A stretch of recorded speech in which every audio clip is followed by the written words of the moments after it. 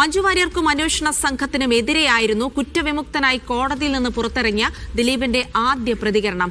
മഞ്ജു പറഞ്ഞിടത്ത് നിന്നാണ് തനിക്കെതിരായ കേസിന്റെ തുടക്കമെന്ന് ദിലീപ് ആരോപിച്ചു. അന്വേഷണത്തിന് മേൽനോട്ടം വഹിച്ച റിട്ടയർഡ് DGP ബി സന്ധ്യയ്ക്കും പരോക്ഷ വിമർശനങ്ങളുണ്ടായി ദിലീപിന്റെ ഭാഗത്തുനിന്ന്.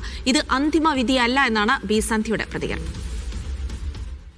ആഹ്ലാദത്തോടെയും ആശ്വാസത്തോടെയും കോടതിയിൽ നിന്ന് ഇറങ്ങി വന്ന ദിലീപ് മാധ്യമപ്രവർത്തകരുടെ ചോദ്യങ്ങൾ അവഗണിച്ച് മഞ്ജു വാര്യർക്കെതിരെയാണ് ആദ്യ പ്രതികരണം നടത്തിയത്. പോലീസ് അന്വേഷണ സംഘത്തെയും കുറ്റപ്പെടുത്തി. ക്രിമിനൽ ഗൂഢാലോചന ഉണ്ട്, ആ ക്രിമിനൽ ഗൂഢാലോചന അന്വേഷിക്കണമെന്ന് മഞ്ജു പറഞ്ഞിടത്തുനിന്നാണ് എനിക്കെതിരെയുള്ള ഗൂഢാലോചന ആരംഭിച്ചത്. ദിലീപിനെ വെറുതെ വിട്ട കോടതി വിധി അന്തിമമല്ലെന്ന് ബി സന്ധ്യ പ്രതികരിച്ചു.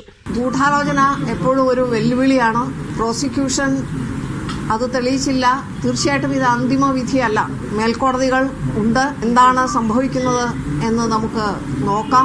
ദിലീപിനെതിരെ നടന്ന ഗൂഢാലോചന പുറത്തു കൊണ്ടുവരാൻ നിയമപരമായി നീങ്ങുമെന്ന് അദ്ദേഹത്തിന്റെ അഭിഭാഷകൻ ബി രാമൻപിള്ള പറഞ്ഞു.